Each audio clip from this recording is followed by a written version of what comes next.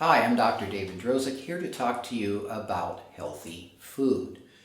Chronic lifestyle-related diseases affect more than 3/4 of our population. It accounts for 7 of the 10 leading causes of death and accounts for more than 90% of our healthcare spending. Chronic lifestyle-related diseases include our common killers such as heart attacks and strokes, diabetes, and many more. The good news is all of these respond very well to what you eat. The fork being the most important determinant of your health, unless you're a smoker. If you smoke, the fork is still important, but getting rid of your tobacco is even more important as a starting point. So what is healthy food?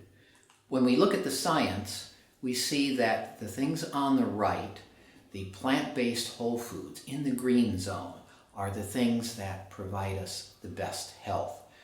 Unfortunately, the things on the left of this graph are the animal products, the processed foods that taste so good and that we enjoy so much, but they're responsible for these chronic lifestyle-related diseases because we eat them too often and in too big of portions.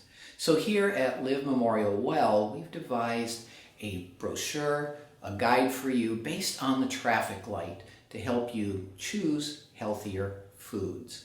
So the green light foods, plant-based whole foods. These are fruits and vegetables, cooked whole grains such as oats and brown rice, legumes, which are beans, peas, and lentils, and seeds and nuts, which should be unsalted and uncoated, are all healthy for you. You can eat these without limits. So they're green foods. They should fill up at least 75% of your plate.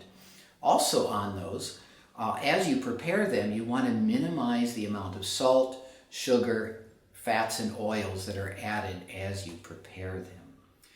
The yellow light is for caution. So the yellow light foods include fish, skinless poultry, which should be prepared without oil, low-fat dairy, egg whites. Those foods should be eaten much less often and cautiously.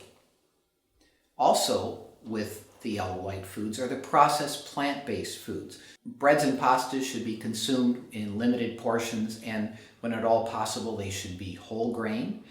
And the nut butters without added salt, sugar, and fat.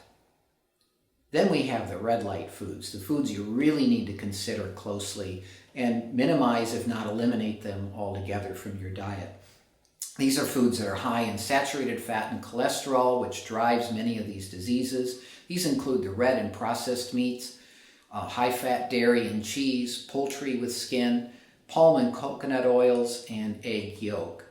We also want to avoid the foods that have trans fats. Those are a lot of the baked goods with a long shelf life, fried foods, simple sugars and syrups, and things like sugared beverages, and the processed carbs, which are high in the refined white flours and sugars. And finally, the orange light foods, orange also indicating caution. And these are special cases. These are condiments, foods that normally would be red light foods because they might be high in salt, sugar, and fat, but you use them in just small quantities to enhance the flavor of food, something like ketchup or barbecue sauce. So if you're interested in a brochure and you haven't been able to find one at Memorial, feel free to email. You can also go to our website for additional information. On our website, you can find information about our appointments and our lifestyle medicine classes. We have free classes available for our Memorial Health employees.